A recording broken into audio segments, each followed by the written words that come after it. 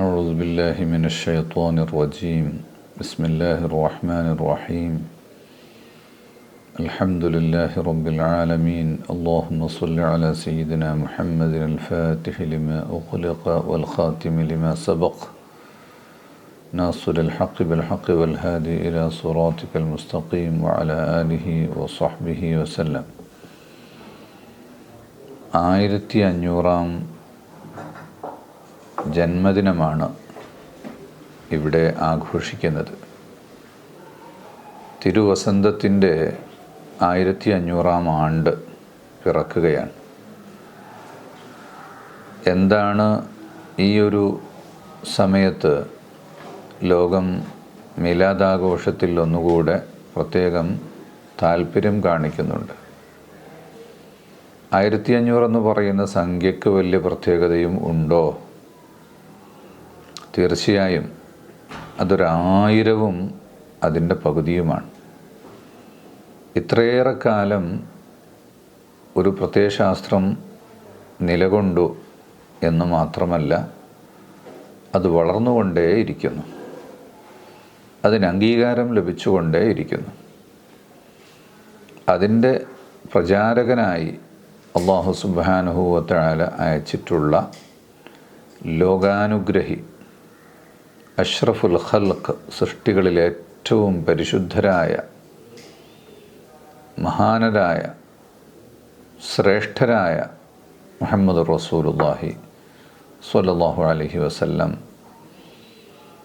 എങ്ങനെയാണ് നബി തങ്ങൾ ജീവിച്ചത്, എന്താണ് സംസാരിച്ചത്, എന്താജ്ഞയാണ് കൊടുത്തത്, എന്തെല്ലാം കാര്യങ്ങളാണ് നബി തങ്ങൾക്ക് ഇഷ്ടപ്പെട്ടത്, ഇഷ്ടബോധ്യം എന്താണ്, ഇഷ്ടവസ്ത്രമേതാണ്, ഇഷ്ടപ്പെട്ട ജീവിതശൈലി ഏതാണ്, നിരന്തരമായി ലോകത്ത് മനുഷ്യർ അന്വേഷിച്ചുകൊണ്ടേയിരിക്കുന്നു.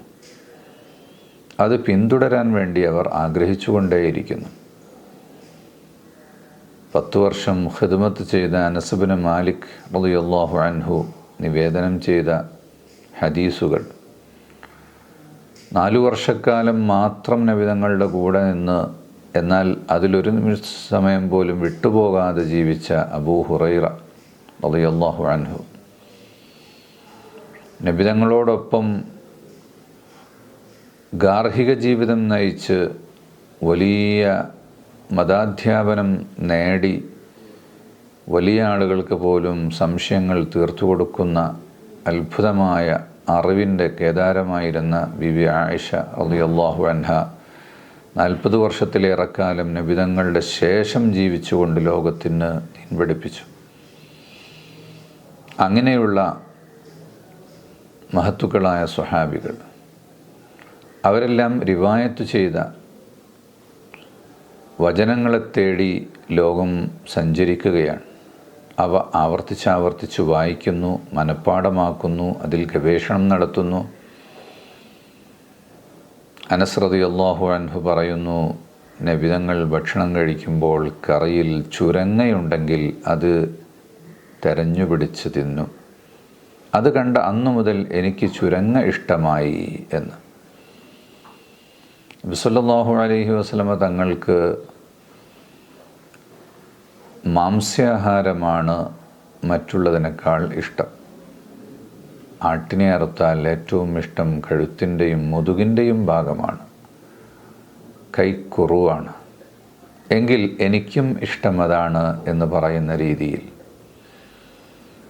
വസ്ത്രത്തിൻ്റെ വിഷയത്തിലും എല്ലാം അതുപോലെ തന്നെ. അവർ സഞ്ചരിച്ചതുപോലെ സഞ്ചരിക്കുക, നടന്നതുപോലെ നടക്കുക, ഉറങ്ങിയതുപോലെ ഉറങ്ങുക. ഇതൊരു അന്ധമായ സ്നേഹം അല്ല, മറിച്ച് അത് ഏറ്റവും നല്ല മാതൃകയാണ് എന്ന തിരിച്ചറിവിൽ നിന്നുകൂടിയാണത്. ലഖദ് കാന ലക്കും ഫി റസൂലില്ലാഹി ഉസ്വത്തുൻ ഹസന, he is the best role model. ഏതെന്തു വിഷയമുണ്ടെങ്കിലും അത് സീറത്തുൻ നബിയിൽ അന്വേഷിക്കുക, നബിതങ്ങളുടെ ജീവിതത്തിൽ അന്വേഷിക്കുക, അതിന് പരിഹാരമുണ്ടാകും. ജോഗിങ് ചെയ്യേണ്ടതുണ്ടോ, എക്സസൈസ് ആവശ്യമാണോ, അതെവിടെയാണ് അന്വേഷിക്കേണ്ടത്? അത് നബിതങ്ങളുടെ ജീവിതത്തെ തുറന്നു നോക്കുക.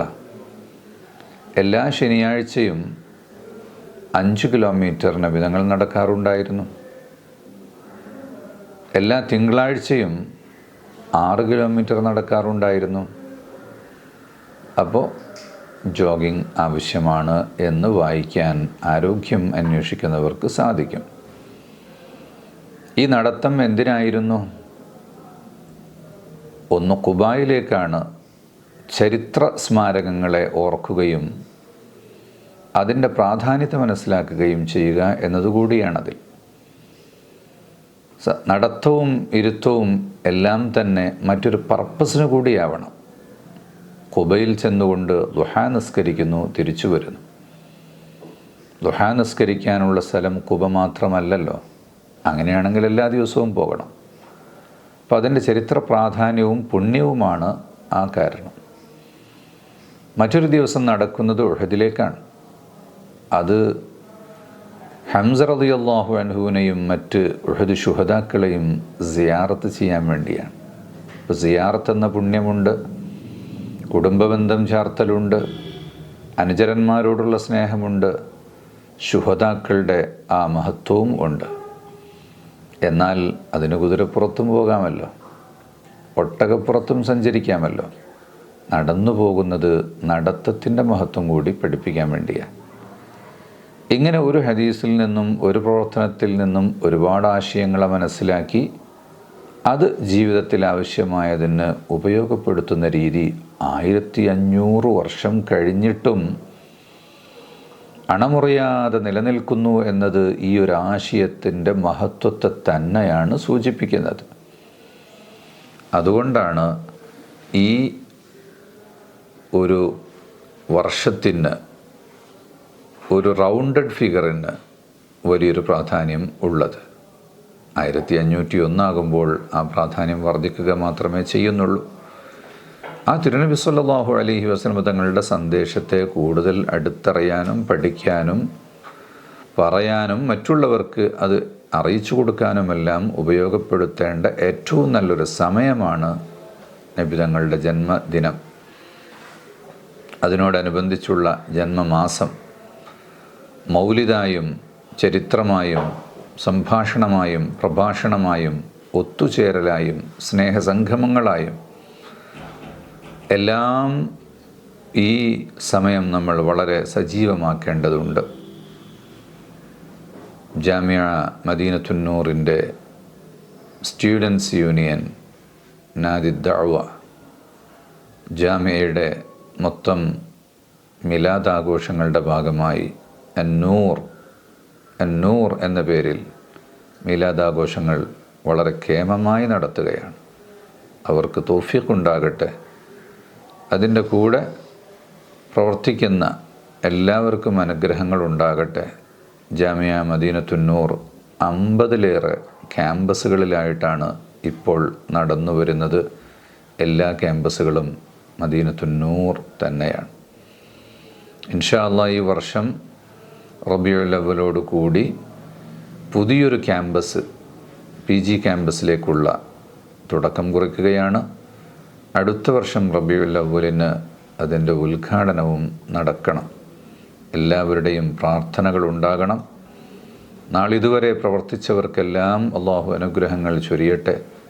ഇനി അങ്ങോട്ടും ധാരാളം പ്രവർത്തിക്കാനും അതിൽ നിന്ന് ഏറ്റവും ഉത്തമമായ ഉൽപ്പന്നങ്ങളെ വാർത്തെടുക്കാനും അല്ലാഹു സുബ്ഹാനഹു വ തആല നമുക്കെല്ലാം തൗഫീഖ് നൽകട്ടെ. വസല്ലല്ലാഹു അലാ സയ്യിദിനാ മുഹമ്മദിൻ വആലിഹി വസഹ്ബിഹി അജ്മഈൻ വൽഹംദുലില്ലാഹി റബ്ബിൽ ആലമീൻ.